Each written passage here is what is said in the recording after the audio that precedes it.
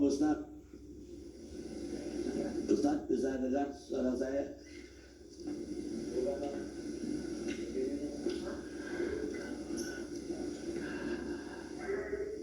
Ustaz, bisa dengar suara saya?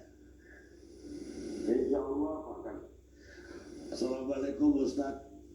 Waalaikumsalam warahmatullahi wabarakatuh. Ustaz pasti sudah mendengar semacam polemik ataupun berbeda pendapat setelah Ketua DPR RI Puan Maharani menyatakan semoga Sumatera Barat menerima Pancasila menjadi daerah yang menerima Pancasila. Apa komentar Ustaz? Bismillahirrahmanirrahim. Assalamualaikum warahmatullahi wabarakatuh. Alhamdulillah wassalatu wassalamu ala Rasulillah wa ala alihi wa sahbihi wa man tabi'ahu wa mawala. Tidak ada yang paling mengerti tentang suatu teks kecuali orang yang mengucapkannya atau menuliskannya. Karena teks itu tidak bisa menjelaskan dirinya sendiri. Oleh sebab itu kita hanya bisa menginterpretasikan sebuah teks. Saya tidak bisa memahami teks Al-Quran, insya Allah saya baca tafsir. Hadis, insya Allah saya baca syarah. Tapi teks yang dikeluarkan oleh manusia, saya hanya bisa menduga-duga dan menebak-nebak saja. Dan sebab itu maka kita perlu menjelaskan. Seperti saya menjelaskan apa yang saya sampaikan. Adapun terkait tentang Minangkabau dengan Pancasila, maka kita bisa lihat satu persatu dari sila-sila itu. Sila yang pertama misalnya ketuhanan yang Maha Esa. Maka berbicara tentang ketuhanan, saya masuk ke suku Akis, suku Laut, suku Sakai, suku Talang, suku Anak Dalam, suku Kubu. Maka di sana masih ada orang yang tidak bertuhan. Saya menyaksikan sendiri mereka menggantungkan kain-kain putih lalu tidak tahu apa yang mereka sembah. Masih ada suku-suku Melayu tua yang belum bertuhan.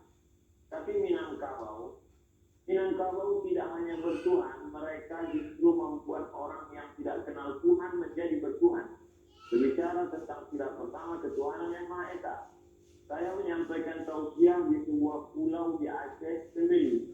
Di sana saya diajak berziarah ke salah satu makam tua dan orang tua yang menyebarkan Islam itu berasal dari Minangkabau.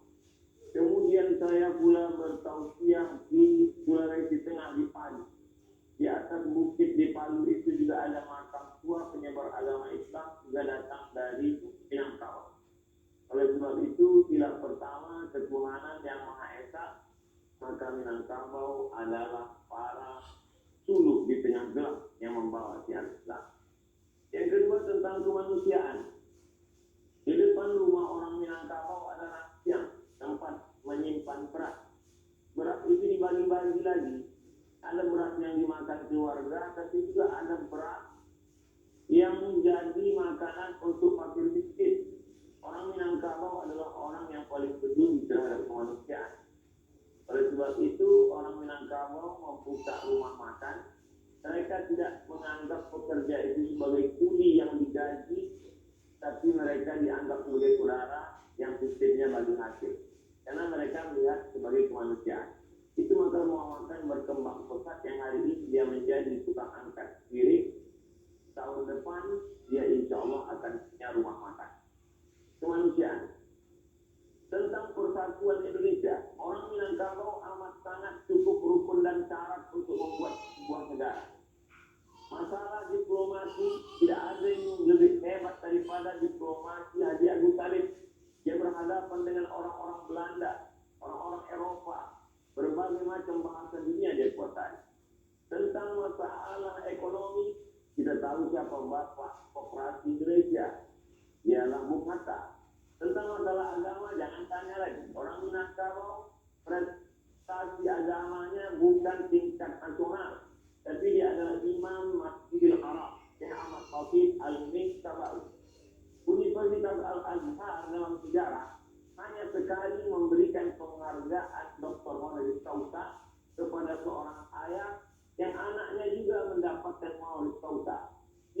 Haji Abdul Malik Karim Amrullah dan ayahnya Abdul Malik Karim Amrullah juga mendapatkan honoris causa dari Al-Azhar. Ekonomi, politik, agama, orang Minangkabau punya. Bagaimana dengan tentara? Tentara-tentara Minangkabau tidak dididik di Indonesia. Haji Miskin, Haji Tiomang, Haji Sumani, Tuan Bunan Rencek, mereka adalah tentara-tentara yang luar biasa. Tapi kemudian mereka tidak membuat negara, mereka justru menggabungkan diri dengan negara Kesatuan Republik Indonesia. Karena mereka mengamalkan pengawal Persatuan Indonesia. Tentang masalah musyawarah. Sila yang keempat. Musyawarah, bule ayat dek pambuluh, bule kato dek mufakat. Air itu menjadi bulat kalau dia lari di pembuluh. Sedangkan kata itu menjadi bulat kalau dia ada musyawarah sepakat. Orang Minangkabau tidak mengambil keputusan sendiri dengan kepalanya sendiri. Dia tahu dia mungkin silap, salah dan lupa. Orang Minangkabau mengenal filosofi tiga tungku sajarangan. Kalau kita memasak ada 3 tungku di sana. Tungku inilah yang menampung dandang yang begitu besar. Tungku ini juga yang merasakan panasnya api di bawah. 3 tungku sajarangan.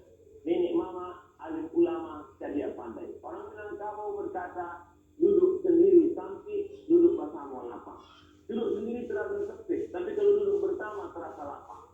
Kenapa demikian? Karena mereka lebih mengutamakan musyawarah dan mufakat. Lalu kemudian tentang keadilan sosial, orang Minangkabau amat sangat adil. Anak didukung, kemanakan dipangku. Perempuan Minangkabau tidak pernah perlu jauh dari kampung halaman yang untuk cari makan. Kenapa demikian? Karena mereka punya nenek mama yang adil. Perempuan tidak pernah mengalami diskriminasi. Karena perempuan ada harapan tinggi yang tidak dibagi. Sebagian ulama mempermasalahkan harapan tinggi. Kenapa tidak dibagi menjadi ahli waris? Karena itu sebenarnya adalah wakaf keluarga. Ketika seorang perempuan tidak punya suami atau ayah meninggal, tidak keluarga laki-laki tidak ada. Siapa yang akan menyara hidup yang memberi makan dia? Ada harapan tinggi. Mereka amat sangat mengutamakan keadilan. Orang Minangkabau amat sangat Pancasilais. Mana buktinya? Dari mulai Sabang sampai Papua. Pesawat saya mendarat di Sorong. Begitu turun saya di airport, tangan melambai dari jauh. Saya suruh dia mendekat ke mobil saya tanya, ada apa? Ambo orang Payakumbuh.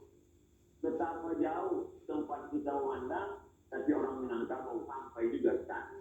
Saya diminta memberikan sepatah 2 patah kata untuk penggalangan dana Surau Sydney namanya. Tidak hanya di Indonesia, sampai di Sydney orang Minangkabau bisa bersosialisasi. Dia diterima di mana dia berada. Karena orang Minangkabau punya filosofi di mana tanah diinjak, di situ langit dijunjung. Di mana bumi dipijak, di situ langit dijunjung. Orang Minangkabau tidak pemarah. Orang Minangkabau tidak pendendam. Orang Minangkabau bagaimana berdebat hebatnya Muhammad Yamin dengan Buya Hamka. Tapi kemudian sebelum meninggal dunia, apa kata Muhammad Yamin? Nanti jenazahku tolong dibawakan oleh Buya Hamka ke kampung halaman. Mereka memang berdebat, mereka memang orang-orang yang argumentatif, tapi hati mereka lembut dan baik. Lalu kemudian 3 tahun, 3 bulan. Kalau kita merdeka 17 Agustus, 3 bulan sebelum itu 29 Mei 1945, maka Muhammad Yamin putra Minangkabau sudah menyuarakan tentang free kebangsaan, kemudian free kemanusiaan.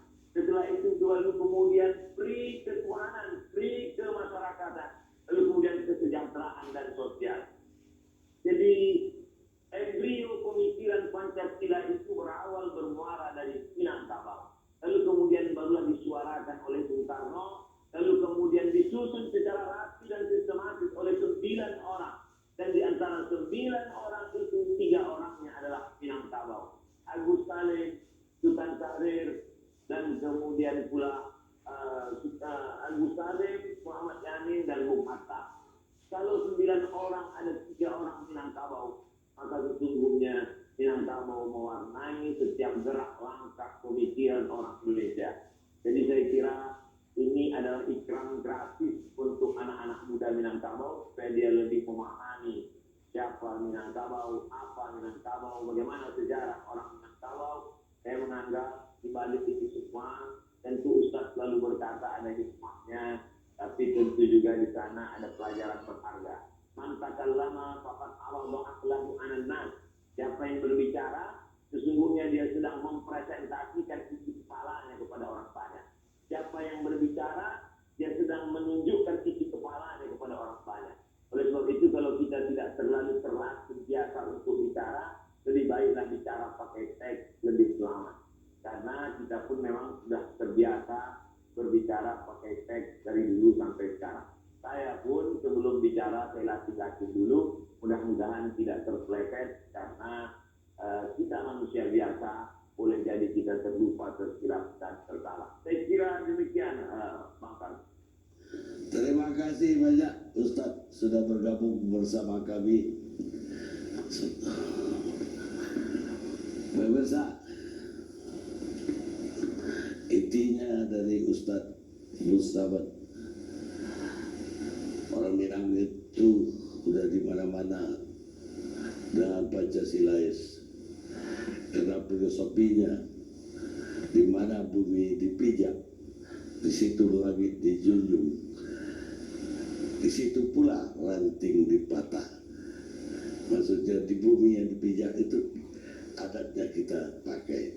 Karena itulah orang Minang, kalau dia udah lahir di Aceh, dia lama-lama mengatakan dia orang Aceh, bukan orang Minang lagi. Dia lahir di Palembang, dia akan bilang dia orang Palembang. Dia lahir di Ambon, dia akan mengatakan dia orang Ambon. Jadi sebetulnya orang Minang itu adalah orang Indonesia. Kita lihat sejarah.